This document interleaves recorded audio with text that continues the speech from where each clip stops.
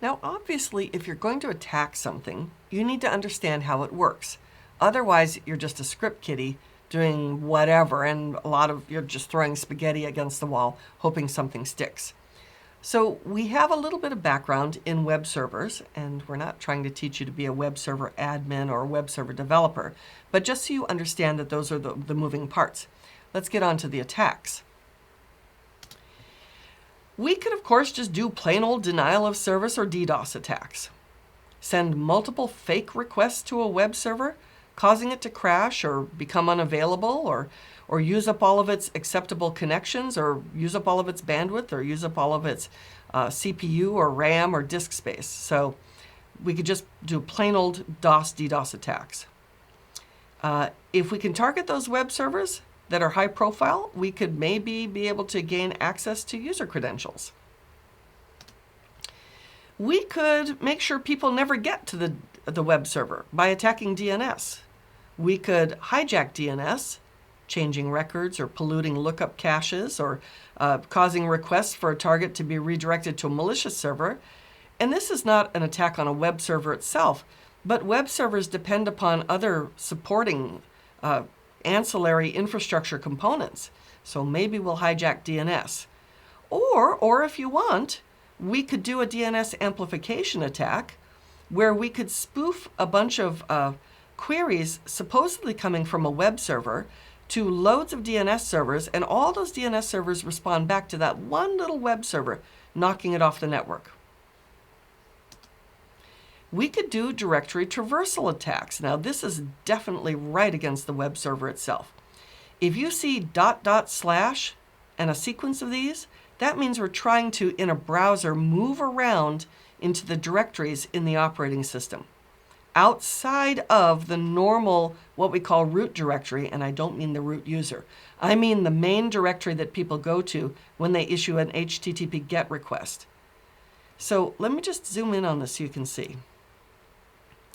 There's a learning tool called DVWA, and it is available on a pre-packaged VM called Metasploitable.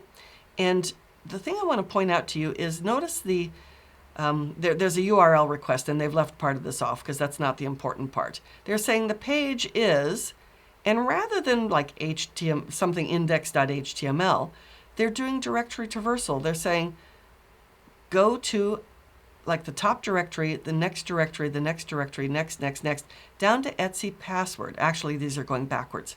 Go backwards up to etc password. And notice then, instead of giving me the normal web page, it's dumping the user file from Linux. And I can see there's the root user, and there's this user and that user, and I can see all these different, there's the administrator. So now I know the names of all the user accounts. And we did it by browsing around within the URL, navigating, requesting navigation, and to a whole different directory. Now, etc password doesn't have anything to do with the web server. It's like in a totally different part of the file system, but we use directory traversal to do it. You could, of course, just do sniffing and man in the middle, and we've already talked about man in the middle and sniffing in a couple of other modules. And with sniffing, we're just capturing stuff, but man in the middle, we are intercepting and changing communications. And so we're acting as a proxy, so we're relaying all communications through the attacker machine. You could do phishing attacks. Again, this is not against a particular website, but we're trying to trick a user into going to the wrong website. So we send them a phishing email with a link saying, hey, your account to PayPal is blocked, you better log in to sort it out. They click the link, it looks like a PayPal login, it's not really, and they put in their username and credentials.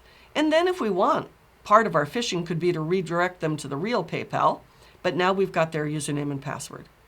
So then we can do unauthorized authentication and have malicious actions on the target. We could, of course, just try to deface the website. That's what a lot of folks do.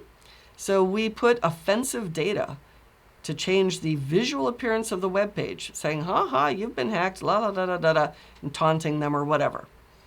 So users then going to the normal website see this misleading information, this propaganda, and they think, what's this? They see the defaced page.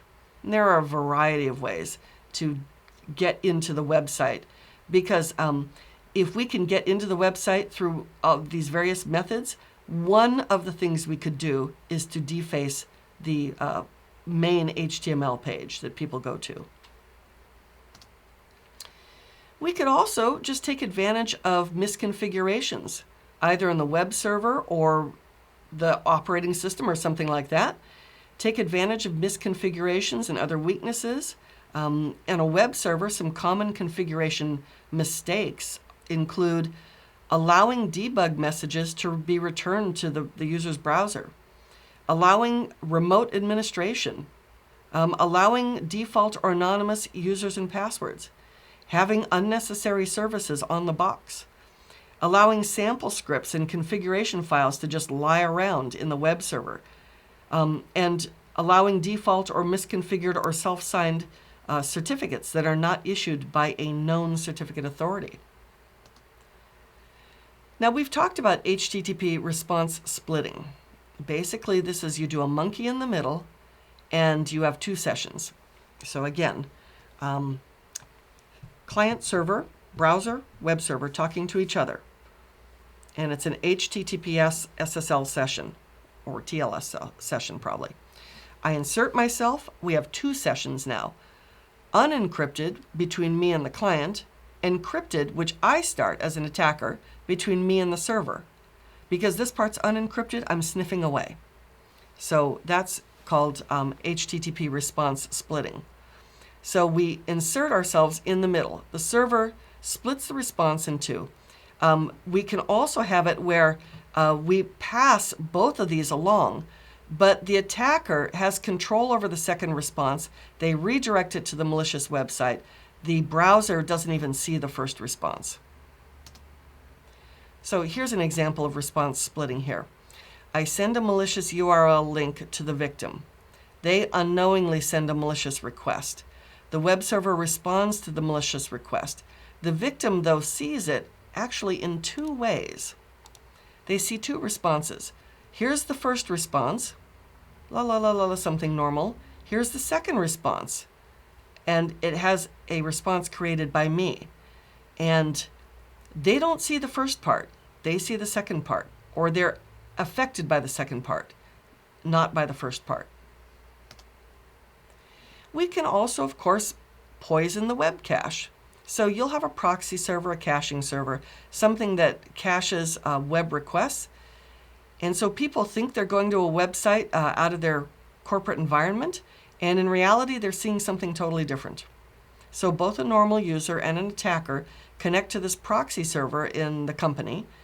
The normal user thinks that they're fetching website data, but instead they're actually fetching stuff that we put in there, which probably, rather than being defacement, is just includes malicious code to capture their usernames and passwords.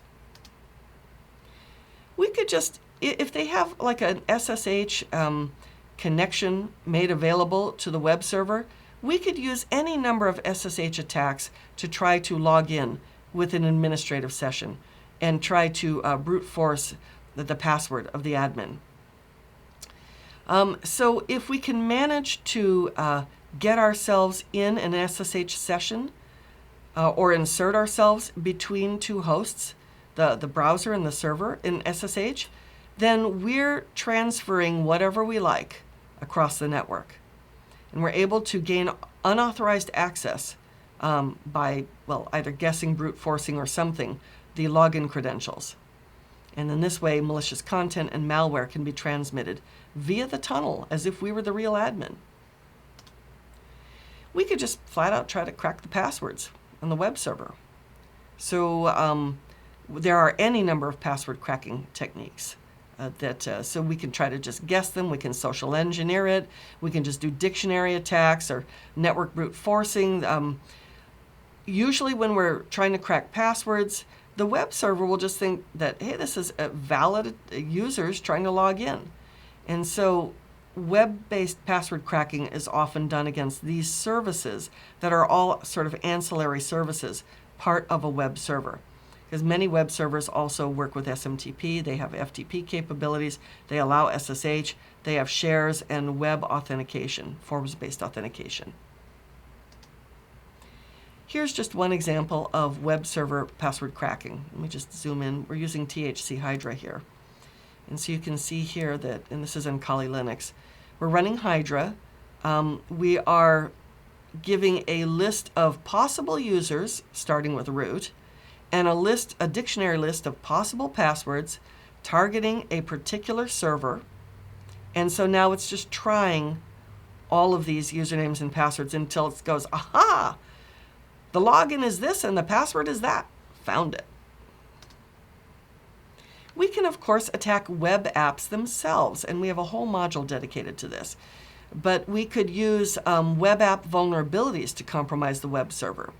And that would include tampering with the cookies, tampering with the forms, doing SQL injection, cross-site scripting, cross-site request forgery, denial of service, directory traversal, buffer overflow, unvalidated input file injection attacks, and session hijacking. We've already talked about a number of these. So those are some common types of web server attacks.